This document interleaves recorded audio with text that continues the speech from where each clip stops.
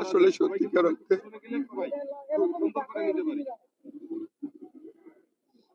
ওনাদের শোকটা জানিয়েছে।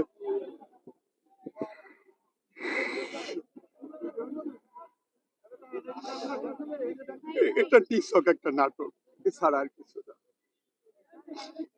আপনারা দেখেছেন আমার নেতা তারেক রহমানকে নিঃশেষ করে দেওয়ার জন্য, রাজনীতির মস্তক থেকে বিদায় দেওয়ার জন্য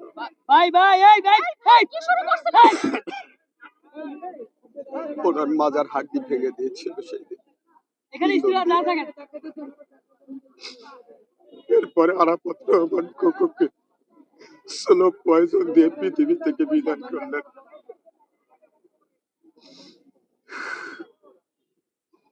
আমার মাকে, আমাদের মাকে বাংলাদেশের রাজনীতি থেকে বিদায় দেওয়ার জন্য, বিদেশে পাঠানোর জন্য বারবার টর্চার করেছে। আমার মা তখন বলেছিল আমার জন্ম বাংলাদেশে, মৃত্যু হলে বাংলাদেশেই হবে। সর্বশেষ জেলে নিয়ে স্লো পয়জন দিয়ে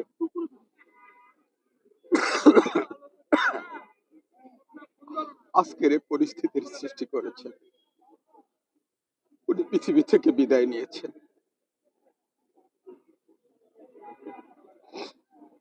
এখন উনি শোক জানাচ্ছেন।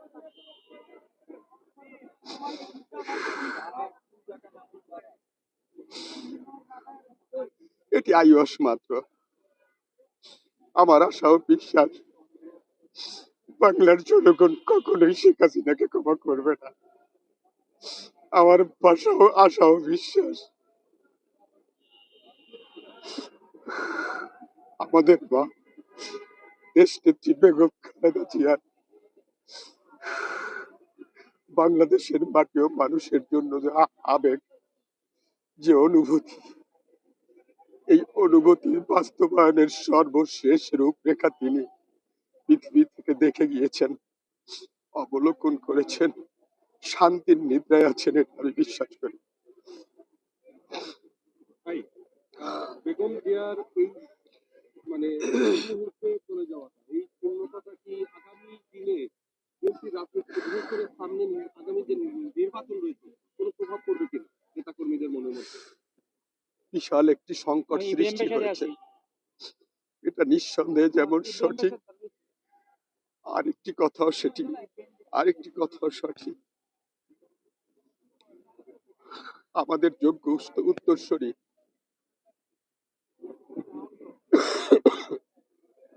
উনি লন্ডন থেকে এসে যেভাবে, যে প্রক্রিয়ায় বাংলাদেশের রাজনীতি থেকে শুরু করে, আমজনতা থেকে শুরু করে টোটাল মানুষের হৃদয়ে স্থান নিয়েছেন, যে আঙ্গিকে তিনি রাজনীতি শুরু করেছেন, জানি এখানে আমাদের মায়ের যে গ্যাপ সেটি পূর্ণ করতে পারবে না। তো একটা জিনিস স্পষ্ট, আমার মা যেটা চাইতেন, বাংলার জনগণের সুখ,